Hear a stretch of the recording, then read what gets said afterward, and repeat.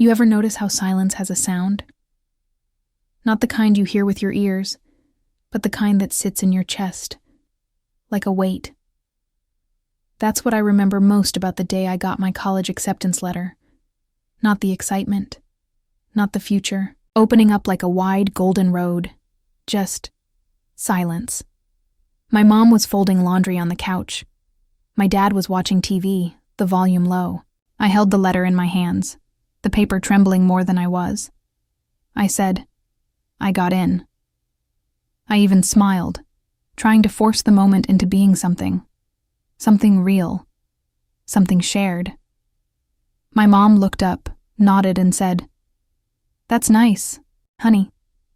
Then she went back to folding socks. No hug, no tears, no celebration, just the soft thud of a shirt landing in the laundry basket. That's when I knew. It wasn't about money. It wasn't about timing. It was about choice. They had already chosen her, my sister, the golden girl, the firstborn, the bright one, the one who could do no wrong. When she got into college 2 years before me, they threw a party. I remember balloons, cake, the whole family in the backyard like it was Christmas in June. My dad even gave a speech. We're proud to invest in your future, he said, holding up a glass of sparkling cider. This is what family's for.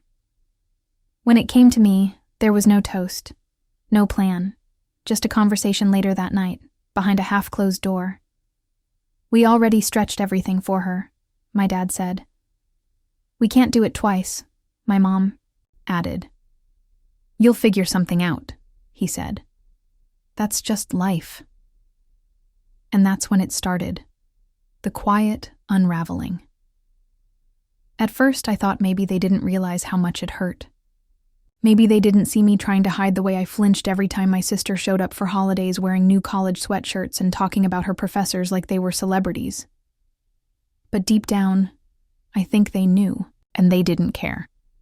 Or maybe they did. But not enough. You see, there's something strange that happens when a house forgets your presence. The walls start to whisper things you wish you didn't hear. Your bedroom feels colder. Family. Dinners become obligations, and then odd things started happening. The night after they told me they wouldn't help, my bedroom light flickered twice and shut off completely. Not the bulb, the switch. Dead. And no one else's room had a problem. I chalked it up to bad wiring. But then I started dreaming the same dream, over and over. A staircase with no end. I'd be walking up in the dark, barefoot, the air thick, like fog, and I'd hear footsteps behind me. But no matter how fast I climbed, I never reached the top. I told no one. Because when you're the forgotten one, even your fears feel like they don't deserve a voice. But here's the thing about being cast aside. It doesn't break you all at once. It breaks you in pieces, quietly, until one day, you start putting those pieces back together yourself.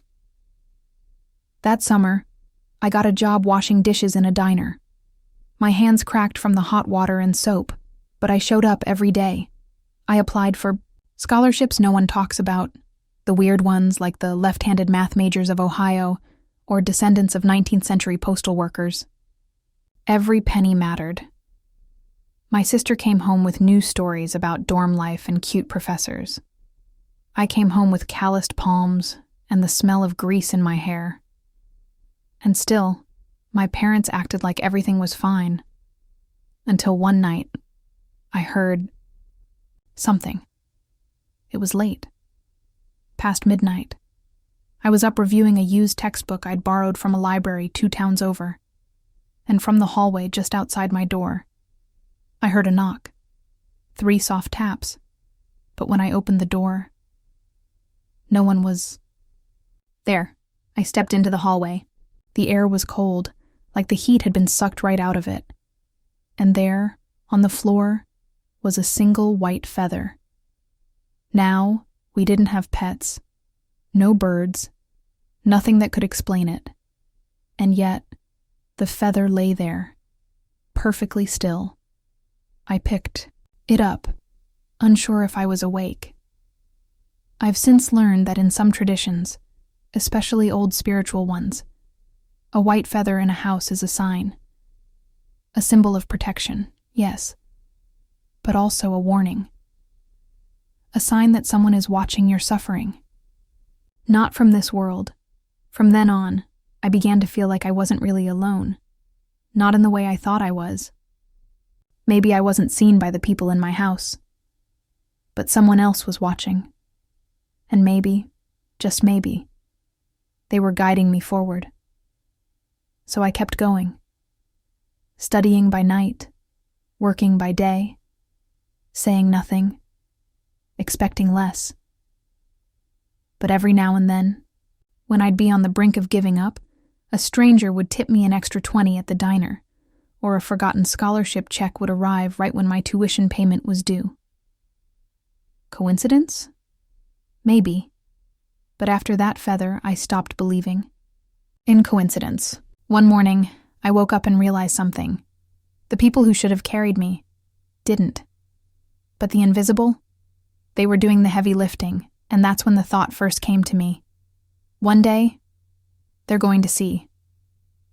Not in anger, not for revenge, but because some stories deserve to be witnessed, especially the ones written in silence. Graduation day didn't start with sunshine or celebration. It began in stillness. I sat in the back seat of a borrowed car, cap in hand, staring out the window as my friend's dad drove us to the ceremony. My parents weren't coming. My sister had a work trip, or so she said. No one from my family was in the crowd that morning, but I wasn't alone. I could feel it, like a thread pulling gently at my spine, upright and sure. Like someone, or something, wanted me to stand tall, even when there was no one to clap. You ever feel like you're walking into a moment that was written long before you were born? As I stepped onto the campus stage, tassel swinging beside, my face, I remembered every night I cried over bills, every time I skipped a meal to afford a textbook, every hour washing dishes, wiping tables, smiling through the ache. And I remembered that feather. How strange, that something so small had anchored me to something bigger. When they called my name, I didn't expect much. But then something unexpected happened. A woman in the front row, someone I'd never seen before, stood and clapped. Loud, intense. Like she knew me. She had silver hair and deep-lined eyes. There was something in her face that held centuries. She didn't stop clapping, even when others looked at her with curiosity. And then, more people joined in. Strangers, professors, a few students who'd seen me, known me over the years. The sound rose slowly, like a tide. I walked across that stage not to silence, but to thunder. For the first time I felt seen. But what happened? That's when everything shifted. I got an email that evening.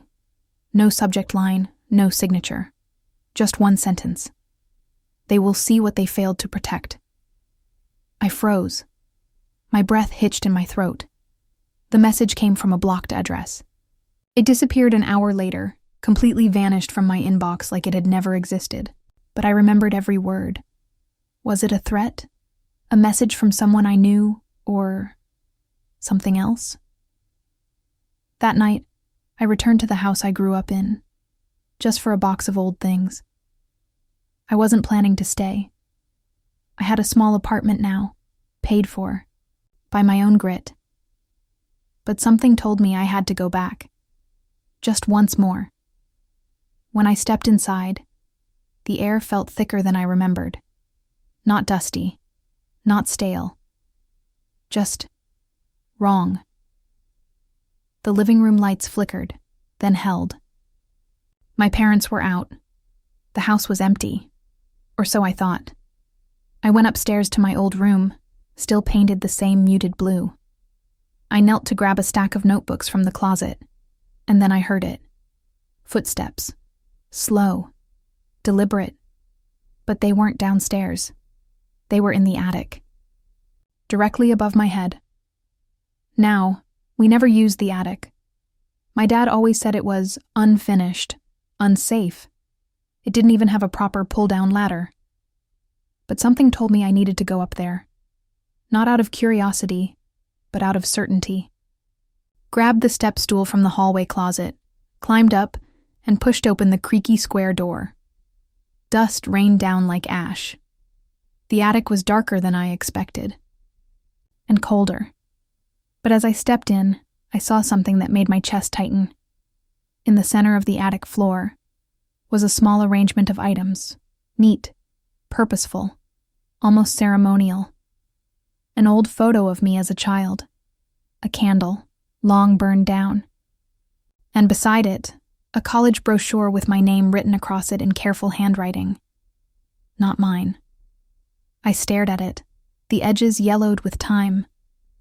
That brochure was from my dream school, the one I never told anyone I truly wanted to attend. The one I crossed off because we couldn't afford it. How did it get here? I turned it over, and that's when I saw the writing, a message, scrawled in shaky script. You were meant to rise. I stood there for a long time, listening, not for sounds, but for presence. I felt something in that attic. Watching me, yes, but gently, protectively, not haunting, guarding. I left the house without speaking a word to anyone. My parents would never know I'd been there, but from that day forward I stopped resenting them, because I realized this was never about them. Not really.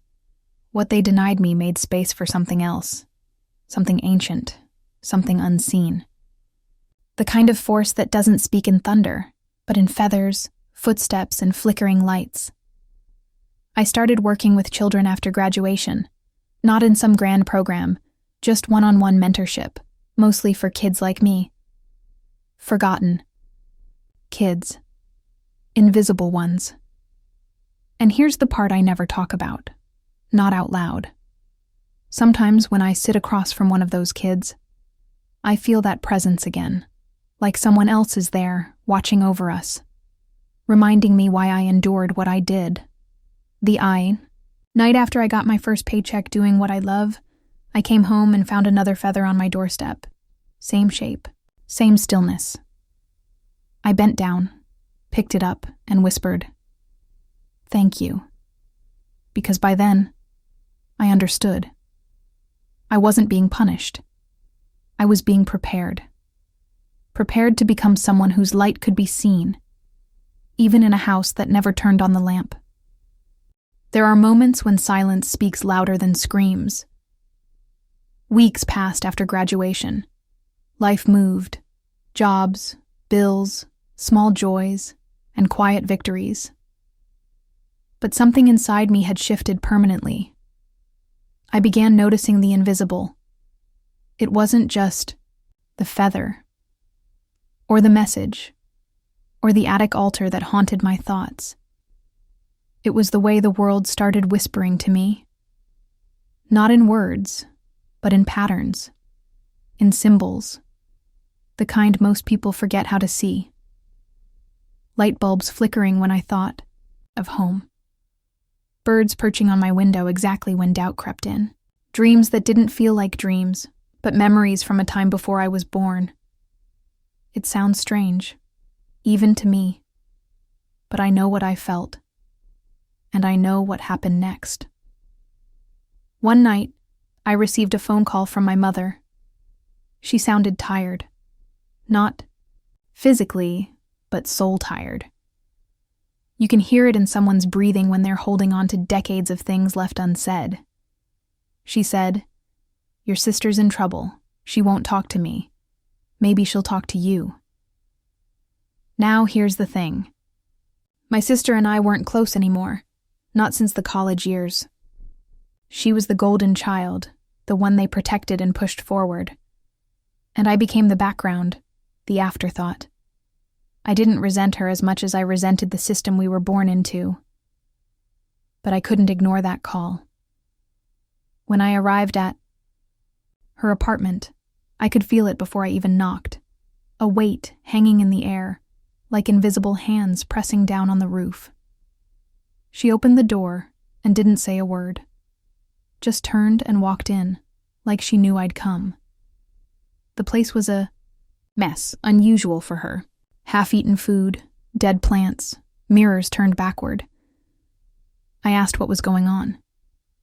She just stared at me for a long moment, and then burst into tears.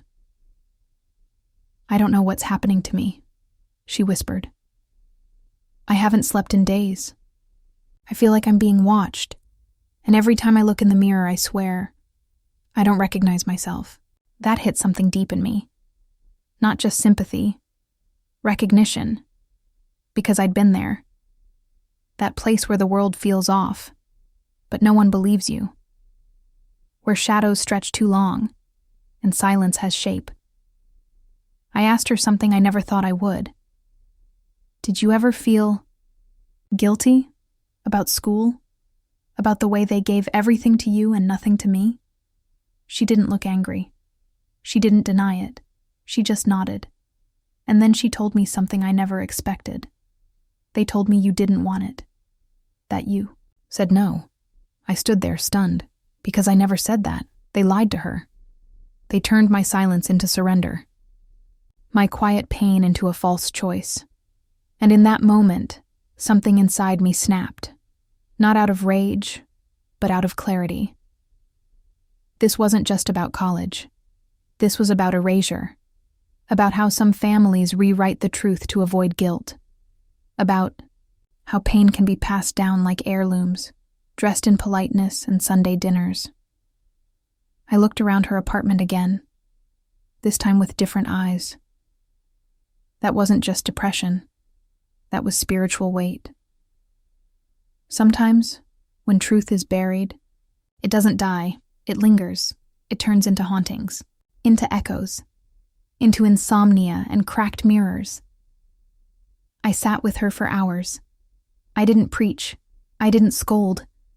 I just told her what I'd never said before, the story she never heard, about the jobs, the isolation, the feather, the attic. By the time I finished, her face had changed. Less fear, more understanding, and then she said something I never thought I'd hear. "I'm sorry." 2 words. But they landed like a thunderclap in my chest. We cried, together, for the first time in our lives. And that night, when I left her apartment, the hallway light above her door blinked 3 times, then went dark. I smiled. I knew what that meant. Not everything broken can be fixed, but some things can be acknowledged. And in the world of the spirit, acknowledgement is sacred. That week, I found a handwritten letter in my mailbox. No stamp, no envelope. It read, "Now that you've spoken the truth, they'll begin to see it too." I didn't know who wrote it, or how it got there. But again, it disappeared before I could show anyone. The world we live in has layers. Some we touch, some we sense, and some only open when the pain is finally spoken out loud. From that point on, my life changed again. Not with big, loud moments, but with small, sacred ones, like finding my childhood necklace, the one I thought lost forever, sitting on my windowsill one morning. Like waking up from dreams that told me exactly what to say to a kid I was mentoring. Like catching a glimpse of someone in the corner of my eye, only to find no one there. I wasn't afraid.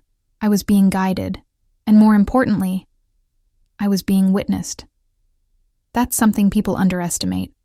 Being seen. Truly seen. I used to think graduation would be the final chapter of this story. The moment I proved them all wrong, but I was wrong. That was just the beginning. Because now, the ones who overlooked me, they're starting to feel it. The shift, the silence in our family gatherings. The way I walk into a room, and they can't quite meet my eyes. The way my sister clings to every word I say, like it's the only thing that makes sense anymore. I never had to scream. I never had to confront them with fury. The truth handled it for me. All I had to do was survive long enough to become the mirror they couldn't avoid. You know that feeling when you return to a place that once made you feel small? It's not fear. It's not hate. It's awareness.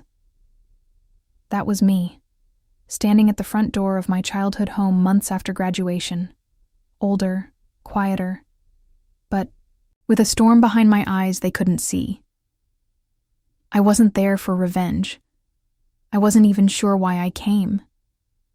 But something had been calling me back. Maybe it was the unfinished business.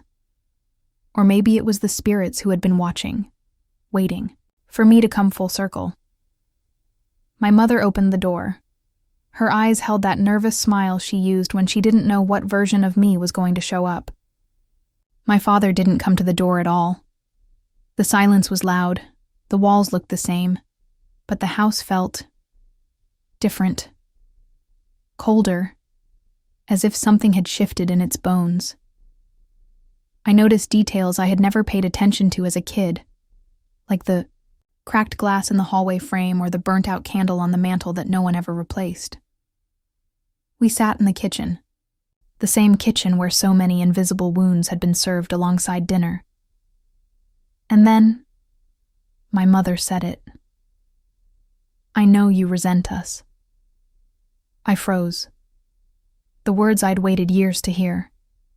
Not because they were right, but because they were finally spoken out loud. I didn't jump in. I let her continue. "We thought we were doing what was best. Your sister always struggled emotionally, and we thought giving her everything would stabilize her. We didn't think you needed as much. You were always strong." That word again. Strong. The label we put on children when we want them to carry more than they should. I looked at her, not with anger, but with clarity. I said, "I wasn't strong. I was silent. There's a difference." And I could see it land, like a slow, heavy truth pressing on her chest. Her shoulders dropped. Her eyes welled. For the first time, she didn't defend herself. She didn't say, "But you turned out fine, or we did our best." She just listened. And then, something happened that I never expected. The lights flickered, twice, and the old clock on the wall, the one that hadn't worked in over a decade, ticked once. Then, stopped. She noticed it too. She looked at the clock, then at me. "What does that mean?" she whispered. I answered honestly. "It means the house remembers. And now, it's asking for balance. You see, in many old spiritual traditions, a house is more than bricks and beams. It holds memory, intention, emotion. When injustice lives, in a home it doesn't vanish. It settles into the walls, the floors, the objects we forget. This house had held my silence. Now it had witnessed my voice, and it was reacting. I got up and walked to the attic. She didn't stop me. The door creaked the same way. The air was still dry and thick. But the little altar, it was different. Someone had touched it. Dust was missing, in places. A new feather, smaller, white, had been added. And next to it was a folded note in handwriting I didn't recognize. "She knows now. Let it go." I held it in my hands, closed my eyes, took a breath. It wasn't about making them regret it anymore. It was about reclaiming the space that was taken from me. Not just the attic, but my place in the story. When I came back downstairs, my sister had arrived. No one had told her to. Come. But she felt it too. The pull. We stood there, the three of us, in silence. And then I did something no one expected. I handed them both a copy of something I'd written. A letter. It wasn't a list of accusations. It was a map of how it felt, of what was lost, and what still could be found. My father finally looked up at me. His eyes were heavy with age and shame. "I was raised to believe men don't talk about feelings," he said. "But maybe it's time I unlearn that." That moment was quieter than the graduation stage, but louder in my soul. Sometimes regret doesn't come crashing down in guilt and tears. Sometimes it creeps in through realization that you built your legacy on the silence of someone you thought would never speak. And now that I was speaking, everything had to shift. That night, I slept in my old bedroom. Same ceiling, same creaky window. But the nightmares didn't come. Instead, I dreamed of the attic, empty, peaceful, light filtering through the slats. The feather was gone. The altar cleared.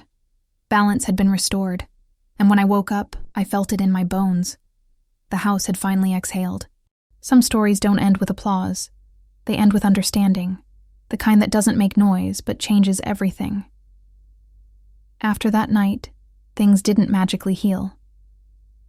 This wasn't some fairy tale where broken family ties are suddenly knotted back together with a smile. But what shifted was more important than perfection. Truth had entered the room, and once it does, it doesn't leave quietly. Back in my own apartment, life resumed. The emails, the job interviews, the awkward networking events where I pretended to be fine while still processing years of emotional dust. But I was different now, more rooted, less apologetic. It was during one of those quiet mornings, coffee half finished, laptop open but untouched, that I noticed something strange. A letter had slipped under my door. No postage, no name. Inside was a photograph. Me, my sister, and our parents, taken at my graduation. But here's the eerie part. It was taken from behind us, from a distance. None of us had posed for it. We were just standing there, watching the crowd. I had no idea when or who took it, written on the back, in handwriting eerily similar to the attic note. "You made them see. Now let them feel." My hands trembled. Not from fear, but recognition. Someone, something they had been watching. Not in a sinister way. More like a guardian, or a witness.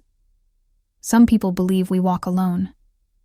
But there are old souls, ancestors, guides, call them what you will, who follow us through the generations. They don't speak often, but when they do, it's never random.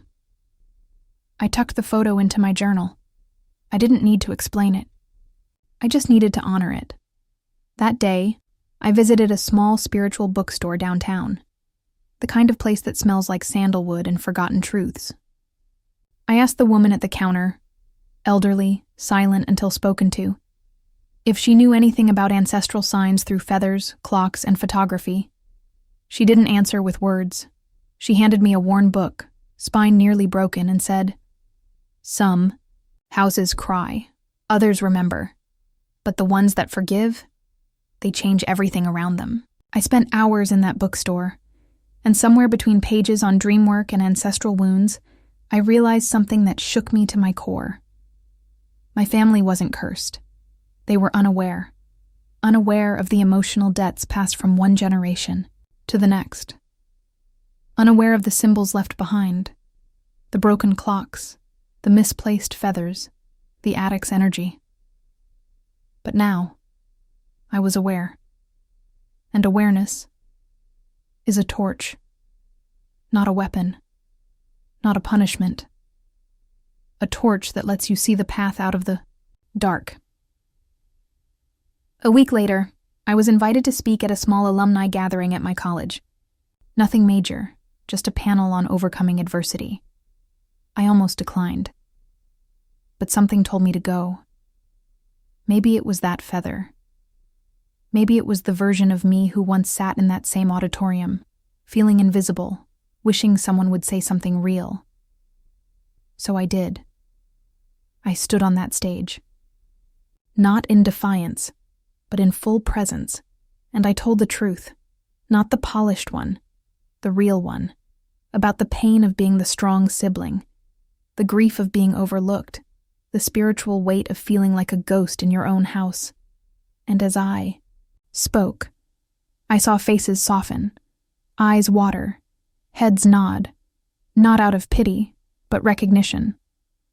After the talk, a girl came up to me, barely 19, voice shaking. She said, I think I'm the strong one too, and I'm exhausted. I looked at her and said, what I wish someone had told me years ago. You're allowed to fall apart. And when you do, the people who deserve to stay, they'll help you rebuild. She hugged me, not briefly, not politely, but like someone who had been waiting years to finally be understood. And that was it. The full circle. You see, making them regret not paying for my college wasn't about revenge. It was about showing them, and myself, that the value they failed to see in me was never missing. It was just hidden beneath layers of generational silence. They didn't pay for my education, but I still learned. I learned how to speak the language of grief. I learned to read the signs no one else noticed. I learned that silence doesn't mean peace, and that breaking it is sometimes the most sacred act of love you can offer yourself. So, to anyone listening, watching, feeling unseen, you're not broken. You're not too much. And you're definitely not alone. The world needs your story. Even if it starts in a quiet attic, with a single feather, and ends with the kind of strength that doesn't scream, it simply stands. And when you finally stand, they'll feel it. Even if they never say a word, especially then.